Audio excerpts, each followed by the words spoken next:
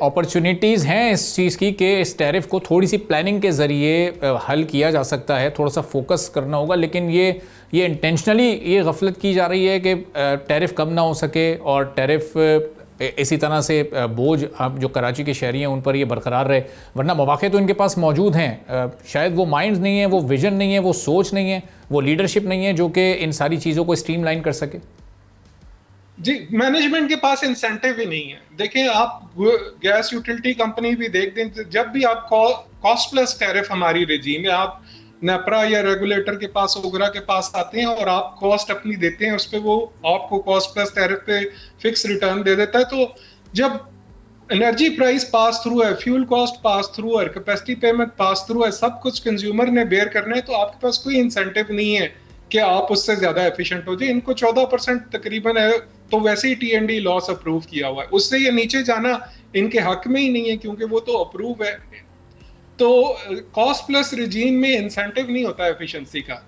और ये जो मैं एक बात बताता चलूं कि के इलेक्ट्रिक के पास ग्रिड अपग्रेड, इसमें ग्रिड भी नहीं था इनके पास। ये जैसे जो पाकिस्तान की एक, मैं मिल का नाम नहीं लेता, $500 मिलियन वो एक्सपोर्ट करती है, 400 से 500 मिलियन, जिसके लिए हम आईएमएफ के पीछे $1 बिलियन के लिए भागे फिरते हैं। उनकी एक मिल में उनको कनेक्शन चाहिए था, उन्होंने कैप्टिव पे लगाया हुआ था, 35 मेगावाट टोटल है।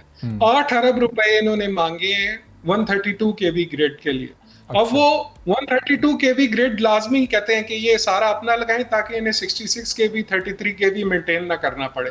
उसके 8 अरब रुपए मांग लिए। चलो कंपनी वो 8 अरब तो ले वो कैप्टिव इस्तेमाल कर रही थी, फिर कहते हैं 3 साल की टाइमलाइन भी लगेगी। अब 3 साल के लिए आप $500 मिलियन, जिसके पीछे आप दुनिया में चक्कर लगाते हैं 3 दफा, वो बंद करके बैठ जाए इंडस्ट्री।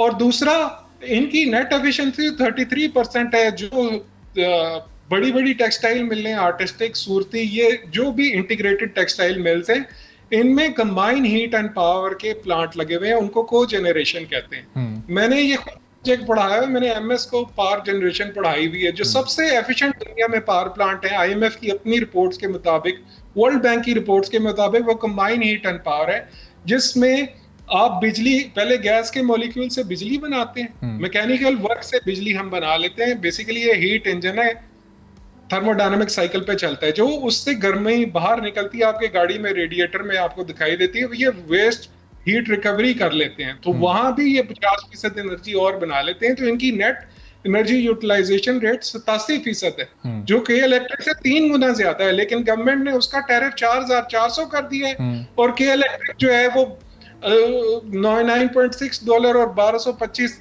ये मतलब तकरीबन 2700 रुपए पे। बिल्कुल। अच्छा आसिम साहब, ये जो 33% नेट एफिशिएंसी है, ये भी आज हम प्राइवेटाइजेशन के 20 साल बाद जब बात कर रहे हैं, तो ये इस वक्त है, ये 20 साल की कारकर्दगी का निचोड़ है। तो इन 20 सालों में जो ये इन्वेस्टमेंट हुई है 544 अरब की, ये कहाँ पर हुई है, ये कितनी नाकाफ़ी थी, जो अपग्रेडेशन सिस्टम में होनी चाहिए थी, जो लोकल कोल का इस्तेमाल करना चाहिए था, जो वो पावर प्लांट्स में अपनी अपग्रेडेशन करनी थी, वो जो नहीं हुई। तो अब ये कितनी बड़ी ये गफलत है, ये गफलत है या इसको एक बड़ा क्राइम भी कहा जा सकता है, क्योंकि अल्टीमेटली इसका बोझ तो फिर आवाम पर ही पड़ रहा है ना। बिल्कुल ऐसे ये ज्यादातर ये कहते हैं कि हमारे पास हाइड्रो और न्यूक्लियर नहीं है, वो सिर्फ एनटीडीसी लगा था, ये भी लगा सकते थे। 900 मेगावाट का इन्होंने BPQS-3 लगाया, 450 मेगावाट की 2 सीमेंस की टरबाइन है ना, उसको 100 वहां उसकी जगह ये दूसरे पावर प्लांट भी लगा सकते थे। कोल फायर्ड पावर प्लांट इन्हें किसने लगाने से मना किया था, या ये न्यूक्लियर की तरफ भी जा सकते थे अगर प्लान सही करते। एनटीडीसी का कनेक्शन जो अभी 2000 मेगावाट का करने लगे, पहले कर लेते। तो ऐसा नहीं है, अगर इन्होंने आरएलएनजी पे लगाया था तो इन्हें नहीं पता था कि फ्यूल प्राइस इसमें वोलेटिलिटी, जो एलएनजी का बेसिक सब्जेक्ट। इससे बिजली के पर यूनिट के जो निर्ख हैं, जो कीमत है, वो कितनी कम होती है, यानी कॉस्ट एक आम शहरी को जो इस वक्त उठानी पड़ रही है, वो कितनी उससे कमी आ सकती थी अगर ये टाइमली ये डिसीजन पिछले 20 साल में इन्होंने लिए होते। आप देखें कि अभी न्यूक्लियर की तो 1 रुपए की कॉस्ट पड़ती है यूनिट की, और आरएलएनजी इनको 25 की पड़ी है। इसमें आप देखें कैप्टिव $2 का यूएफजी देते हैं पर MMBTU। It is a huge amount. एक मैंने आपको बताया, छोटी सी फैक्ट्री में $2000 पर डे अमाउंट है ये, जो 1 MMCFD गैस यूज कर रही है। के इलेक्ट्रिक $1 की भी यूएफजी नहीं देता, और फिर इसकी अपनी डेडिकेटेड पाइपलाइन है, इसको $1.5 ऐड करके, $1.6 ऐड करके एलएनजी आरएलएनजी बन जाती है। एसएसजीसी की इंडस्ट्री वाला $4 उसका देता है। इंतहाई एसएसजीसी भी सारी इनएफिशिएंसीज कैप्टिव पे पार कर देती है। फिर ये इन्हें ग्रिड पे भी शिफ्ट करना है। फिर आप कैप्टिव जनरेशन की बात करते हैं तो मैंने खुद वर्ल्ड बैंक और आईएमएफ की सारी स्टडीज पढ़ी हैं। 170 से ज्यादा पेपर डिस्ट्रीब्यूटेड जनरेशन पे है। डिसेंट्रलाइजेशन, डिजिटाइजेशन और decarbonisation one of the main objective है। 7Ds, 3Ds, 4Ds में सब डिसेंट्रलाइज्ड ग्रिड है। आपकी छत पे भी लगा होगा सोलर, इसे सोलर के भी दुश्मन है।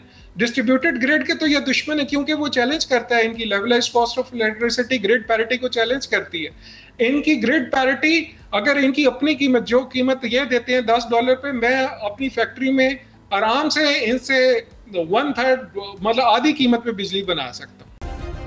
सब्सक्राइब करें और बेल दबाएं ताकि कोई खबर रह न जाए।